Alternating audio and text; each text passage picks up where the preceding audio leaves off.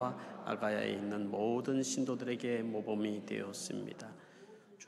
주님의 말씀이 우리 같이 읽겠습니다. 주님의 말씀이 여러분으로부터 마게도니아와 아가야에게만 울려 퍼진 것이 아니라 하나님을 향한 여러분의 믿음에 대한 소문이 각처에서 두루 퍼졌습니다. 그러므로 이것을 두고 우리는 더할 필요가 없습니다. 아멘. 네.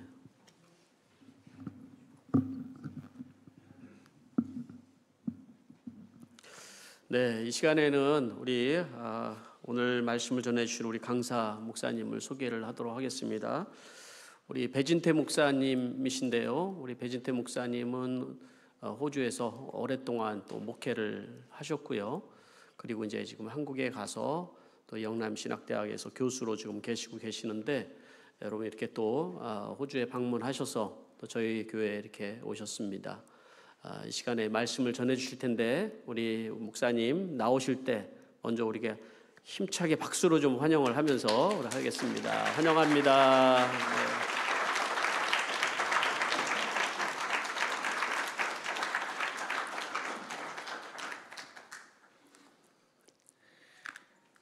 반갑습니다, 여러분. 제가 1979년도에 대학교에 들어갔는데, 그때 제가 대학생 선교회라고 하는 CCC에서 활동을 했습니다. 그때 늘 우리가 하는 인사가 샬롬이라고 하는 인사였습니다. 우리 같이 한번 인사하시죠. 샬롬. 하나님의 은혜가 여러분과 함께 하기를 원합니다. 앞에 기도하신 분들, 찬양, 간증, 성찬식 굉장히 감동적이고 은혜 있는 가운데 저도 참여를 했습니다. 하나님께서 귀한 수정교회를 축복하시고 섬기는 송 목사님, 그리고 존경하는 우리 어윤곽 원로 목사님, 모든 성도님들에게 하나님의 귀한 은혜가 함께하기를 축복합니다. 잠깐 기도하겠습니다. 하나님 고맙습니다. 이제 말씀을 전하려고 합니다. 하나님께서 전하는 자나 듣는 우리 모두가 마음의 문을 열고 말씀의 은혜를 나누게 하여 주옵소서. 감사하오며 예수님의 이름으로 기도하옵나이다. 아멘. 한국 교회 안에 전해져 내려오는 아주 아름다운 이야기가 하나 있습니다. 그게 뭐냐면 전라북도 김제에 가면 금산이라는 곳이 있는데요. 거기에 아주 오래전에 미국 남장로교회 선교사였던 데이트라고 하는 선교사님이 그 지역을 다니며 복음을 전했습니다. 그 금산 지역의 최고의 부자, 만석직이라 그러죠. 조덕삼이라고 하는 분이 있었는데, 이분이 그 데이트 선교사님의 복음을 듣고 예수님을 영접하게 됩니다. 이때 조덕삼 부자와 그 집에 일하던 머슴 이자익이라고 하는 15살 어린 머슴이 하나 있었는데, 이자익이라고 하는 이 머슴도 주인 마님과 함께 예수를 영접을 했습니다. 이 조덕삼이라고 하는 이 부자분은 자기 땅을 밟지 않고는 그 지역에 다닐 수가 없을 만큼 만석직이었어요. 자기 집 사랑채를 교회로 내놓고 거기서 예배를 시작했습니다. 그 교회가 바로 오늘날 금산교회입니다. 그런데 시간이 지나서 그 교회에 이제 직분자를 세워야 되는데, 우리로 말하면 공동의회를 한 거예요. 장로 투표를 한 거예요. 그런데 조덕삼이라고 하는 주인 마님은 떨어지고, 그 집에 종으로 있던 머슴 이자익이라고 하는 머슴이 장로님이 된 거예요. 뭐 요즘도 그렇잖아요. 장로 선거가 임박해지면 교회가 어수선해지고, 떨어지면 교회 나오느니 교회 옮기느니 뭐 이러는데, 그 당시에 최고의 부자인 이 조덕삼이라고 하는 분이 장로 선거에서 떨어졌으니까 온 교회가 난리가 난 거예요. 이제 우리 큰일 났다. 이제 저 헌금도 많이 하고 봉사도 많이 하던 저 조덕삼이라고 하는 부잣집 마님이 이제 교회 떠날 것이다. 그런데 그 조덕삼 집사님이 교인들 앞에 인사를 합니다. 저는 우리 집에 머슴으로 있던 이자익 집사님이 장로가 된 것에 대하여 저는 감사합니다. 이것도 하나님의 뜻인 줄 알고 저는 순종합니다. 저는 절대 교회를 떠나지 않습니다. 저는 교회를 열심히 섬기겠습니다. 훗날 이 조덕삼 집사님도 장로님이 되셨어요. 어느 날 조덕삼 장로님이 먼저 장로가 된 이자익 장로님에게 이렇게 이야기를 합니다. 우리 교회는 담임 목사님이 필요하니 장로님께서 평양신학교로 가셔서 공부를 하시고 목사가 된 다음에 저희 교회 부임을 해 주십시오 요청을 했어요. 이자익 장로님이 기도하신 뒤에 순종하여 평양신학교에 가서 공부를 하고 목사 안수를 받고 금산교회 담임으로 부임을 했습니다. 이자익 목사님은 대한예수교 장로회 한 번 하기도 어려운 총회장을 무려 3번이나 하시면서 그 교회에 오랫동안 목회를 하셨어요. 이것은 한국 교회에 내려오는 참 아름다운 귀한 이야기 중에 하나입니다. 저는 생각을 합니다. 흔히 사람들은 목사가 교회를 키우는 줄 알아요. 그렇게도 이야기를 합니다. 그러나 저는 목사가 교회를 키우는 게 아니라고 생각을 합니다. 교회는 목사가 키우는 것이 아니고 교회가 목사를 키우는 거예요. 교회가 사람을 키우는 거예요. 목사가 절대로 교회를 키우지 않습니다. 교회가 목사를 키우는 것이고 교회가 사람을 키우는 것입니다. 저는 사람들이 제게 목회가 뭐냐라고 물으면 저는 사람을 키우는 것이 목회입니다 라고 대답을 합니다. 그 사람으로 하여금 하나님이 디자인하셨던 가장 아름다운 가정을 꾸미며 하나님 앞에 나아가도록 가르치는 것이 목회입니다 라고 저는 설명을 합니다. 제가 오래전 시드니 영락교회에서 담임 목회를 할 때 어떤 목사님 한 분이 제게 전화가 왔어요. 목사님 교회 옆에 텔로피아에 거기서 제가 개척하고 예배를 드려도 되겠습니까? 어떤 분이 전화를 주셨어요. 제가 그렇게 하시라고. 텔로피아 있던 영락교회 옆에 그 예배당이 있으니까 거기서 목사님도 예배 드리시라고. 그렇게 그 목사님은 거기서 예배를 드렸습니다. 그분이 바로 송영민 목사님이죠. 그 교회가 바로 텔로피아 수정교회였습니다. 저는 참 귀한 분이다. 귀한 분이다.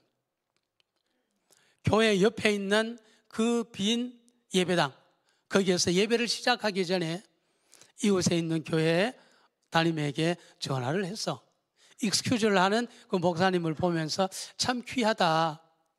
저는 그 이후에 송영민 목사님이 목회하는 이 수정교회가 어떤 교회로 성장해 갈지 관심 있게 지켜본 사람 중에 한 사람이 바로 저입니다. 송 목사님은 그때도 제게 가정교회를 한다고 말씀을 하셨어요.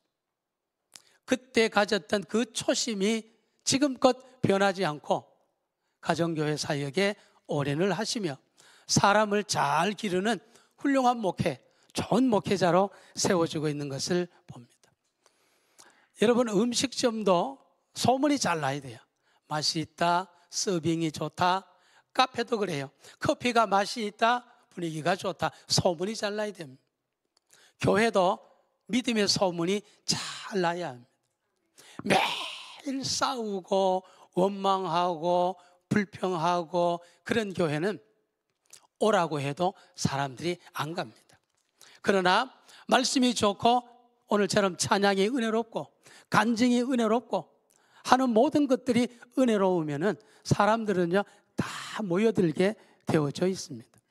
더군다나 다음 세대 교회 학교 자녀들 교육이 잘 되고 선생님들이 헌신적으로 봉사하면 누구라 할 것 없이 아이를 데리고 다 가게 되어져 있습니다. 저는 수정교회가 이런 교회가 되기를 축복합니다. 제가 한국에 나가 있으면서 잠시 목회를 제가 했습니다.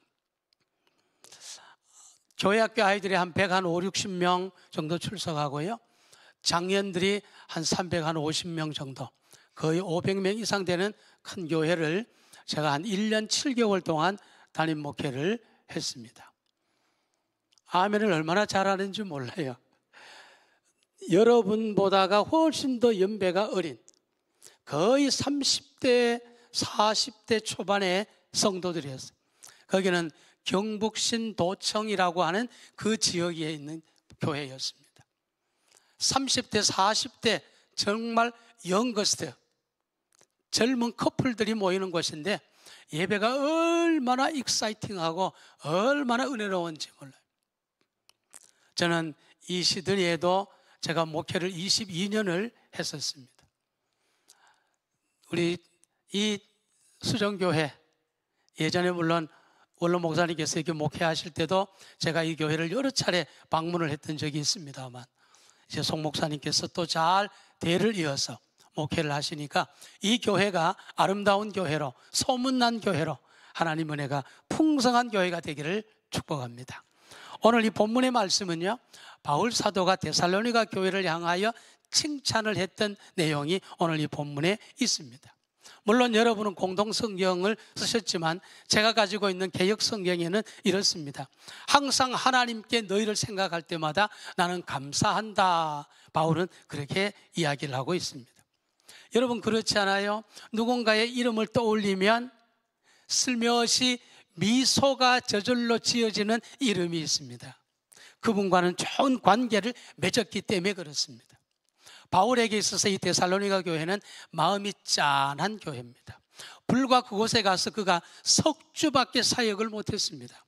석주밖에 사역을 못했는데 바울을 시기하고 질투했던 그 유대인들이 불량배들을 동원하여 바울을 핍박했고 바울을 괴롭혔습니다. 그래서 바울이 부득불 그곳을 떠나 100여 킬로가 떨어진 그 다른 지역으로 가게 됐는데 그곳이 바로 아덴, 오늘날의 아테네지요. 그 아테네를 지나서 그가 고린도에 이르렀을 때 그가 이 두꺼운 데살로니가 교회가 궁금한 거예요. 그 모진 핍박과 어려움 속에 어떻게 지냈을까 궁금한 거예요. 그래서 디모데를 보내서 네가 형편을 한번 살펴봐라 라고 했어요. 그때 디모데가 가서 그 데살로니가 교회의 형편을 살펴보고 편지를 이제 바울에게 알려줬는데 그 내용이 너무나도 고마워서 바울이 쓴 것이 바로 이 데살로니가 전서입니다. 너무 고맙다는 것입니다. 어렵고 힘든 내가 석주밖에 너희와 함께 있지 못했지만 너희가 믿음의 삶을 잘 산다니, 예수 그리스도를 향한 믿음의 소망이 굳건하다니, 너희가 서로 어렵고 힘들지만 사랑의 수고와 섬김을 나눈다니 참 고맙다. 너희들의 그 아름다운 섬김의 모습과 믿음의 모습과 그 모든 소망의 모습이 이 마게도냐와 아가야 모든 지방에 소문이 났다. 바울이 지금 그렇게 칭찬을 하고 있는 것이 바로 오늘 이 본문의 내용입니다. 오늘 이 바울은 가장 아름다운 정말로 순수한 믿음을 가지고 신앙생활을 했던 오늘날의 가정교회 형태의 초기 모습이었던 이 데살로니가 교회를 향하여 그가 믿음을 격려하는데, 오늘 이 데살로니가 교회에게 주었던 그 가운데 첫 번째가 바로 믿음의 소망이다라는 겁니다. 여러분, 예수님은요 언제나 사람들을 만나면요 믿음을 먼저 확신하셨어요. 확인하셨어요. 내 믿음이 어디에 있느냐. 12년을 혈루증을 앓았던 여인 만났을 때도 예수님께서 꼭 믿음을 확인하셨어요. 하인의 병을 고치러 나왔던 그 백부장에도 예수님은 믿음을 확인하셨어요. 내 믿음이 너를 낳았다. 내 믿음이 너를 고쳤다. 내 믿음대로 될지어다. 언제나 예수님은 믿음의 모습을 먼저 챙겨보셨던 것을 우리는 압니다. 아벨은 가인보다 더 좋은 믿음으로 하나님 앞에 예배를 드렸더라. 성경은 그렇게 기록하고 있죠. 노아는 아직도 일어나지 않았던 일인데도 믿음으로 장차 이루어질 일을 그가 확신하며 믿음으로 바라보았습니다. 12살 된 아들을 제물로 바치라 라고 하는 하나님의 음성에 아브라함은 믿음으로 그가 행했던 것을 우리는 압니다. 갈 바를 알지 몰랐지만 하나님은 그를 이끄셨을 때 아브라함은 믿음으로 따라갔다. 성경은 기록하고 있는 것을 우리는 봅니다. 여러분, 이 모든 것들이요 다 믿음입니다. 히브리서 11장 38절에 보면 믿음장이라고 일컬어지는 이 히브리서 안에 11장 안에 16명의 이름들이 쭉 기록이 되어 있는데 그 16명의 이름을 쭉 기록하고 난 뒤에 11장 38절에 한마디로 딱 요약을 합니다. 이들이 가진 믿음은 세상이 감당할 수 없었더라 이랬습니다. 여러분, 이게 바로 믿음의 확신입니다. 저는 여러분 모두가 이런 굳건한 믿음으로 살아가는 여러분 되시기를 축복합니다. 오늘 우리 간증한 준호 형제 간증을 들어보면서 참 감동을 받았어요. 22살 세상을 아직 경험해 보지 않는 나이에 워킹 홀리데이로 이 호주 땅에 와서 라면밖에 못 끓이던 솜씨로 셰프가 되기까지 얼마나 오랜 시간 힘들었겠어요. 그런데 하나님께서 그를 이끄셨고 하나님께서 오늘까지 세워주셨다고 하는 형제의 간증에 참 감동을 받습니다. 여러분, 믿음이라는 거는요 하늘에서 그냥 뚝 떨어지는 게 아니에요. 어느 날 갑자기 생기는 게 아니에요. 지나온 삶의 뒤안길을 돌아봤을 때 아, 이것이 믿음이었구나, 이것이 믿음의 선택이었구나 라는 거예요. 히브리서 11장은 분명히 우리에게 그렇게 가르쳐주고 있습니다. 예수님은 언제나 믿음으로 사람들을 가르쳤고 믿음의 삶을 살아가기를 원했습니다. 시각장애에 있던 그 바디메오, 디메오의 아들 바디메오, 바라고 하는 말은 아들이란 뜻이거든요. 그래서 디메오라는 사람의 아들 바디메오가 시각장애인이잖아요. 믿음으로 다 예수님께서 고쳐주시잖아요. 네가 실로암으로 가서 씻으라 라고 했을 때 다 가서 씻잖아요. 여러분, 믿음은 어떤 환난, 어떤 핍박이 있다 할지라도 흔들리지 않는 하나님 중심, 말씀 중심, 교회 중심으로 살아가는 것이 가장 건강한 믿음인 줄 알고 여러분 모두가 그런 믿음의 사람들이 되시기를 축복합니다. 두 번째는 사랑의 수고라 했습니다. 여러분, 사랑에는요 정말로 소중한 은혜가 있습니다. 이 교회 출석하는 저희 큰아이 내외가 원하지 않았던 어려운 일을 당했습니다. 저는 한국에 있으면서 아이들이 당했던 그 어려움을 정말 가슴 아프게 지켜봤어요. 그런데 들려오는 아름다운 이야기가 있었습니다. 자그라탄 목장이죠. 목장 식구들이 열심히 도와줬대요. 온 교인들이 기도하셨대요. 담임 목사님이야 사모님 모든 분들이 기도하셨대요. 아이들을 격려해 주셨어요. 아이들을 다독거려 주셨어요. 아이들이 흘리는 눈물을 여러분이 닦아 주셨어요. 여러분의 손을 잡아 주셨어요. 얼마나 감사했는지 몰라요. 저도 22년이나 시드니에서 제가 목회를 했지만 정말로 아름답다, 정말로 귀하다, 정말로 고맙다. 그래서 내가 시드니에 가면 꼭 수정교회 찾아가서 고맙다는 인사를 드려야 되겠다라는 마음을 먹었어요. 근데 마침 담임 목사님께서 기회를 주셔서 제가 여러분 앞에 이 시간에 정말로 감사를 드립니다. 하나님께서 여러분이 섬겼던 그 모든 사랑의 수고와 섬김이 정말로 귀한 열매로 하나님께 큰 영광이 될 줄 믿습니다. 요한복음 3장 16절에 하나님이 세상을 이처럼 사랑하사 독생자를 주셨으니 이는 누구든지 저를 믿는 자마다 멸망하지 않고 영생을 얻도록 하려 하심이라. 여러분, 우리 모두는 사랑의 빛인 자 아닙니까? 저는 로마서 1장에 나오는 바울 사도가 로마 교회로 보낸 나는 사랑의 빛인 자입니다 라고 했던 말에 대해서 저는 큰 감동을 받습니다. 사랑의 빛인 자.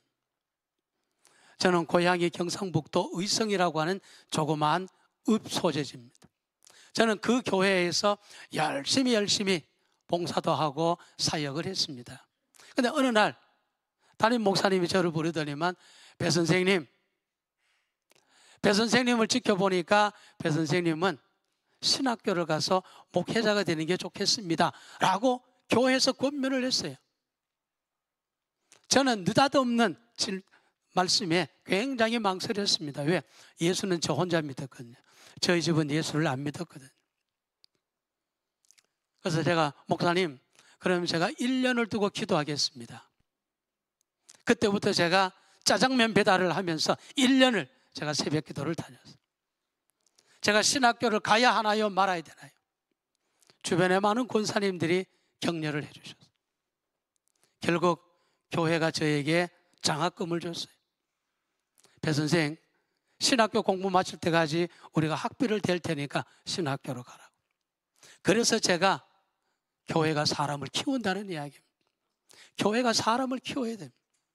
물론 저는 목회자가 돼서 고향교회가 제가 받았던 장학금을 다 헌금으로 돌려줬어요. 다음 후배를 위하여 제가 돌려드리기입니다. 다 돌려줬어요. 여러분, 우리가 섬기는 이 사랑에는 반드시 하나님께서 아름다운 열매를 맺게 해 주실 것입니다. 하나님께서 사랑하는 사람에게 믿고 맡겨주신 그 일은 절대로 우리를 힘들게 하지 않습니다. 우리를 피곤하게 하지 않습니다. 우리를 부담스럽게 하지 않습니다. 우리를 괴롭게 하지 않습니다. 우리에게 은혜를 주시기 위한 하나님의 또 다른 사랑의 수고와 섬김이라는 것을 우리는 알아야 합니다. 마지막 세 번째, 오늘 바울 사도가 이 고린도 교회, 데살로니가 교회에 했던 고난과 환난은 있지만 예수 그리스도를 향한 소망의 인내를 우리에게 알려주고 있습니다. 데살로니가 교회는 갑자기 지도자 공백 상황이 벌어졌습니다. 지도자가 없어졌습니다. 야손이라고 하는 집에 예배를 드렸지만 야손도 잡혀갔습니다. 그들에게 말씀을 가르쳐주던 바울 사도도 쫓겨갔습니다. 교회가 풍비박산이 났습니다. 어려워졌습니다. 그럼에도 불구하고 아들 디모데를 통하여 들려진 데살로니가 교회의 소식은 너무나도 아름다운 소식이었습니다. 예수 그리스도를 향한 소망의 인내를 든든히 잡고 하나님 앞에 나아가고 있다라는 것이었습니다. 그렇습니다, 여러분. 신앙생활은요, 내 힘으로 하는 게 아니에요. 내 경험으로 하는 게 아닙니다. 내 노력으로 하는 게 아닙니다. 하나님이 주시는 은혜로 하는 것입니다. 하나님의 도움으로 하는 것입니다. 성령 하나님이 베풀어 주시는 귀한 은혜로 믿음의 삶을 살아가는 줄 믿습니다. 낯설고 물스러운 곳이잖아요. 제가 2000년도에 제가 이 시드니 영락교회 담임으로 초빙을 받아왔습니다. 낯설고 물스러운 곳이에요. 피부치 하나 없는 곳이었어요. 시드니 공항 내렸는데 어디가 어딘지 잘 몰라요. 장로님들이 나오셔서 저를 맞이해 주셨지만 정말로 피부치 하나 없는 이곳에서 산다는 것이 쉽지 않았습니다. 하나님께서 저에게 때때로 피할 길을 주시고 때때로 저에게 하나님께서 은혜도 주시고 격려도 주시고 다 그랬습니다. 저는 여기에서 목회하던 중에 원하지 않았던 일로 하트어택, 심장마비가 왔습니다. 저는 웨스트미드 병원에 실려가서 바이파스를 6개를 했습니다. 제 허벅지에서 혈관 12개를 뜯어서 제 심장 6개 다 이식 수술을 했습니다. 대수술을 했습니다. 하나님께서 살려주셨습니다. 저는 2개월 동안 교회에서 휴가를 줘서 요양을 하고 난 뒤에 첫 번째 주일 설교를 했습니다. 다시 일어나 서야 할 이유 첫 번째. 두 번째 주 다시 일어서야 할 이유 두 번째. 세 번째 주 다시 일어서야 할 이유 세 번째. 네 번째 주 다시 일어서야 할 이유 네 번째. 저는 한 달 동안 다시 일어서야 할 이유에 대하여 설명을 했습니다. 수술을 하고 밤새껏 제 입에서는 보혈 찬송이 나왔습니다.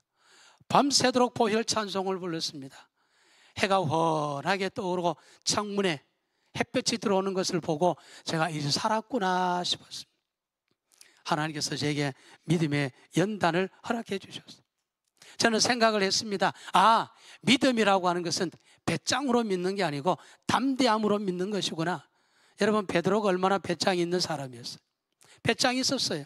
그런데 베드로가 여자아이의 그 질책, 너도 예수와 한패였구나 라고 하는 그 질책에 그가 나는 아니라고, 내가 저주하며 맹세하노니 절대 그를 모르노라 라고 그가 부인을 했습니다.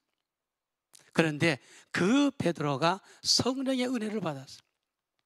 하나님이 주시는 은혜를 입었어요. 하나님의 도우심을 받았어요. 그가 놀라운 메시지를 전합니다. 사도행전 2장에 너희가 십자가에 죽인 예수를 하나님께서 살리사 주와 그리스도가 되게 하셨다. 그 말씀에 찔렸던 사람들이 형제여 우리가 어떻게 할꼬, 너희가 회개하고 세례를 받고 예수를 믿어라 라고 이야기합니다. 감옥에 갇혔습니다. 한 번만 더 예수의 이름으로 가르치거나 예수의 이름으로 기적을 일으키면 너는 죽을 것이다. 베드로가 그럽니다. 하나님의 말씀을 듣는 것이 좋으냐 너희의 말을 듣는 것이 좋으냐, 우리는 오늘 하나님의 음성 듣기를 원했다라고 그가 담대하게 대답하는 것을 봅니다. 여러분, 믿음은 성령의 은혜로 하는 것입니다. 배짱으로 하는 것이 아닙니다. 경험으로 하는 것이 아닙니다. 노력을 하는 것이 아닙니다. 성령 하나님께서 주시는 귀한 은혜, 귀한 도움이 우리로 하여금 더욱더 어떤 어려움 속에서도 승리하는 믿음의 사람으로 만들어줄 줄 믿습니다. 저는 이 수정교회가 정말 데살로니가 교회처럼 아가야와 마게도냐에 소문이 나서 우리는 아무 말도 할 것이 없다라고 했던 그 바울의 고백처럼 하나님께서 여러분을 보실 때, 여러분의 모습을 보실 때 이 시드니에 있는 수백 개가 넘는 한인교회들 중에 내가 아무 할 말이 없다, 내가 입댈 것이 없다, 너희들의 그 아름다운 수고와 아름다운 섬김과 믿음의 소망과 예수 그리스도를 향한 아름다운 헌신의 모습이 일댈 것이 없다, 하나님이 기뻐하는 정말 소문난 교회, 아름다운 교회 되셔서 이 땅에 있는 수많은 상처받은 사람들이 여기 와서 회복하고 무너진 가정들이 회복해가는 정말로 가정교회의 롤 모델과 같은 아름다운 교회가 되어지시기를 주님의 이름으로 축복합니다. 기도하겠습니다. 참 좋으신 아버지 하나님, 고맙습니다. 이 교회를 주님 축복하시고 섬기는 담임 목사님 이하 모든 동역자들에게 하나님의 놀라운 은혜가 있게 하여 주옵소서. 예수 그리스도 이름으로 감사하며 기도하옵나이다. 아멘.